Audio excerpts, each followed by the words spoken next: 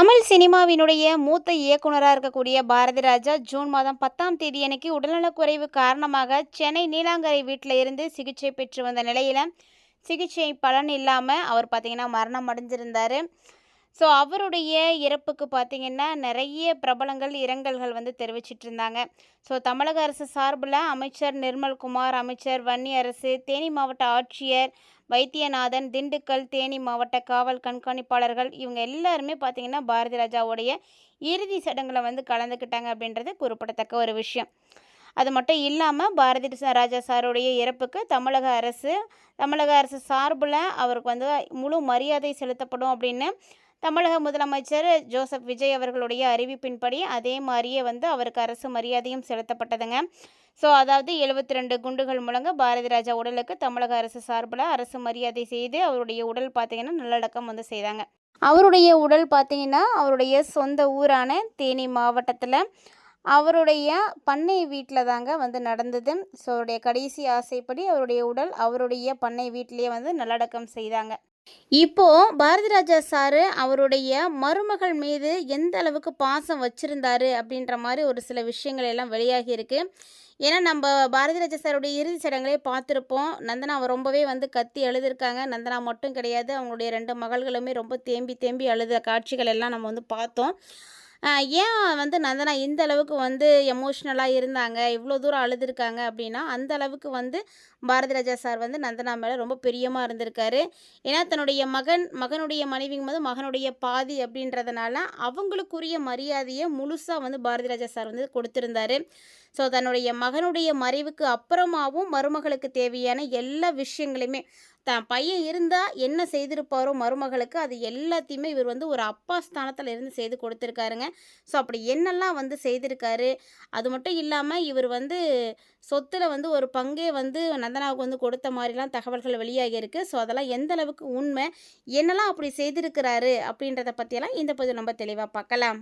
இயக்குனர் இமயம் அப்படின்ற இந்த பட்டம் வரத்துக்கு எவ்வளோ பாடுபட்டார் தெரியுங்களா Bharathi Raja sir. So cinema துறை அப்படின்றது ஒரு சாதாரணம் கிடையாது. அதில் நம்ம சாதிக்கணும், அதில் நம்ம முன்னேற்றம் அடையணும் அப்படின்னா அதில் எவ்வளோ கஷ்டங்கள் எவ்வளோ அவமானங்களை பார்க்கணுமோ எல்லாத்தையும் பாரதி ராஜா சார் பார்த்தாரு. அது மட்டும் இல்லாமல் தனக்கு ஒரே ஒரு மகனான மனோஜியை பார்த்திங்கன்னா எப்படியாவது திரைத்துறையில் ஒரு சிறந்த இடத்துக்கு கொண்டு வந்துடணும், அந்த இண்டஸ்ட்ரியில் அவர் பெரிய அளவுக்கு வளர்ந்து வரணும் அப்படின்றதுக்காக ரொம்பவே போராடினார். அதுக்காக இவர் பார்த்திங்கன்னா தன்னுடைய மகனை ஹீரோவாக ஒரு படத்தை இயக்குனாங்க. அதுக்கு பார்த்திங்கன்னா இளையராஜா சார், ரகுமான் சார் எல்லாருமே பாடல் இசைச்சிருக்காங்க. ஸோ இசையமைத்தவங்க பெரிய பெரிய பிரபலங்கள் நிறைய பேரை வச்சு தான் அவர் அந்த படத்தை எடுத்திருந்தார். ஆனால் என்னவோ அந்த படம் அந்தளவுக்கு ஹிட் ஆகலை அப்படின்னு தான் சொல்லணும். நிறைய திறமை இருந்துச்சு மனோஜ் சாருக்கிட்டேயும், நடிப்பு திறமை, வாய்ப்பு, வசதி அப்படின்னு எல்லாமே இருந்துமே கூட ஏனோ அவரால் அந்த துறையில் பெருசாக வர முடியல.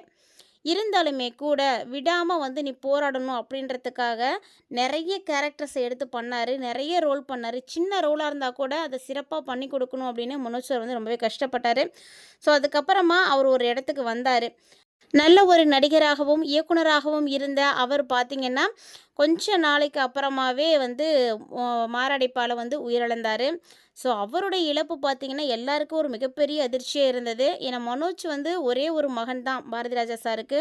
ஸோ மகனை எப்படியாவது ஒரு உயரத்துக்கு கொண்டு வந்துடணும் அப்படின்னு நினச்சிட்டு இருந்தப்போ இப்படி ஒரு விஷயம் நடந்ததுனால அப்படியே பாரதி ராஜா சார் உடஞ்சி போயிட்டார். ஏன்னா அவர் சேர்த்து வச்ச சொத்துலேருந்து அவர் பட்ட கஷ்டங்கள் எல்லாமே அவருடைய ஒரே ஒரு மகனுக்காக தான். அப்படிங்கும்போது அவருக்காக அவர் பட்ட கஷ்டங்கள் எல்லாமே வீணாக போச்சு அப்படின்ற ஒரு நிலைக்கு வரும்பொழுது அவர் மனசே விட்டுட்டு போயிட்டாருங்க. அந்த மனசு உடஞ்சி போனவர் தான் அப்போலேருந்து அவர் அப்படியே உடம்பு முடியாமல் போயிட்டார். ஸோ சமீபத்தில் பார்த்திங்கன்னா அவருக்கு நிமோனியா அப்படின்ற ஒரு நோயானது ஏற்பட்டிருந்தது. அதுக்காகவே அவர் மருத்துவமனையில் சிகிச்சைகள்லாம் எடுத்துகிட்டு இருந்தார். ஸோ மருத்துவமனையில் இருக்க முடியாது அப்படின்றதுனால சென்னையில் நீலாங்கரில் இருக்கக்கூடிய அவருடைய இல்லத்தில் மருத்துவ சிகிச்சைகளுக்கான ஏற்பாடுகள்லாம் செய்தாங்க. ஸோ வீட்டில் இருந்தபடி சிகிச்சையெல்லாம் தொடர்ந்துக்கிட்டாரு. ஆனால் அவருடைய முக்கியமான உடல்நலத்துக்கு காரணமே தன்னுடைய மகனுடைய இழப்பு தாங்க. அந்த சோகத்திலேருந்து அவரால் மீண்டு வரவே முடியல. வயது முதிர்வு, உடல்நல குறைவு இப்படி எல்லாமே போட்டு அவரை ஒரு வழி ஆக்கிடுச்சு. ஸோ இந்த பாரதி ராஜாவுடைய மறைவு பார்த்திங்கன்னா நந்தனாவுக்கு இன்னும் ஒரு பேரதிர்ச்சியை கொடுத்தது அப்படின்னே சொல்லணும்.